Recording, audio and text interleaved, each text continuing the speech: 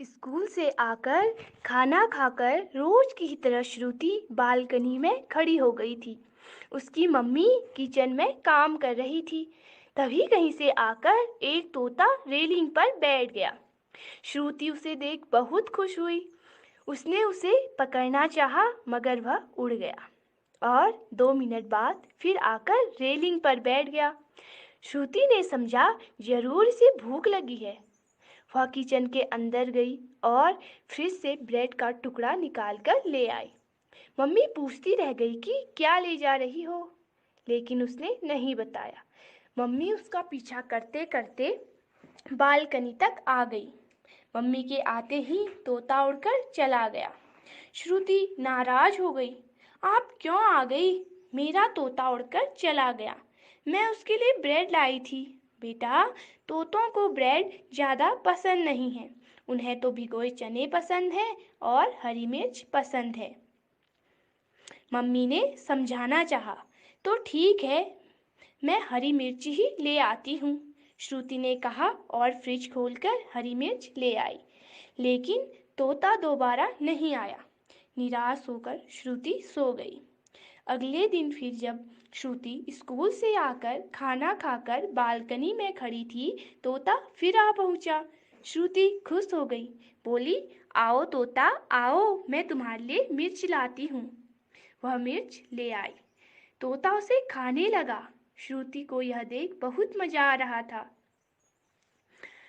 वह सोच रही थी अब इसे मिर्च लगेगी और यह आह आह करने लगेगा।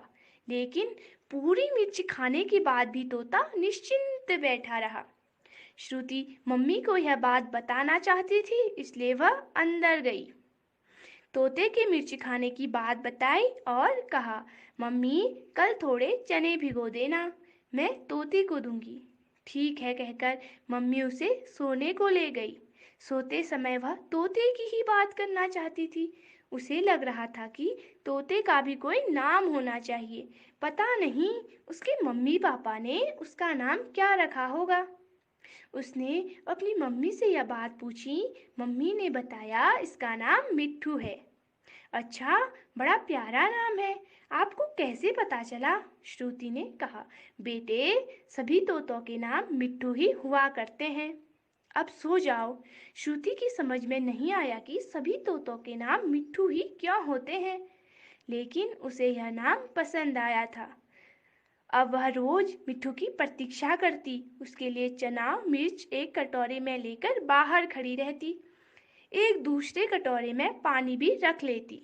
मिट्ठू रोज आता, उछलता कूदता, मिर्च खाता, पानी पीता और फुर्र हो जाता। अब वह श्रुति के कंधे पर भी चढ़कर बैठ जाता, कभी उसकी हथेली पर भी। लेकिन जैसे ही वह उसे पकड़ना चाहती, वह उड़ जाता। मम्मी श्रुति के रोज रोज के इस खेल से उबती। उसे जल्दी सोने को कहती। श्रुति को सोना अच्छा नहीं लगता। मिट्ठू के साथ खेलना अच्छा लगता था। उसने एक उपाय निकाल लिया। मम्मी के साथ वह बिस्तर पर चली जाती और आंखें मूंदकर सोने का नाटक करती। जब उसकी मम्मी सो जाती तो उठकर बालकनी में चली आती और मिट्ठू के साथ खेलती। एक दिन इसी तरह मम्मी को सुलाकर जब वह बालकनी में आ गई तो मिट्ठू नहीं आया। वह सोने चले गई। अगले दिन भी नहीं आया। उसके अगले दिन भी नहीं। कई दिनों तक वह नहीं आया तो श्रुति परेशान हो गई।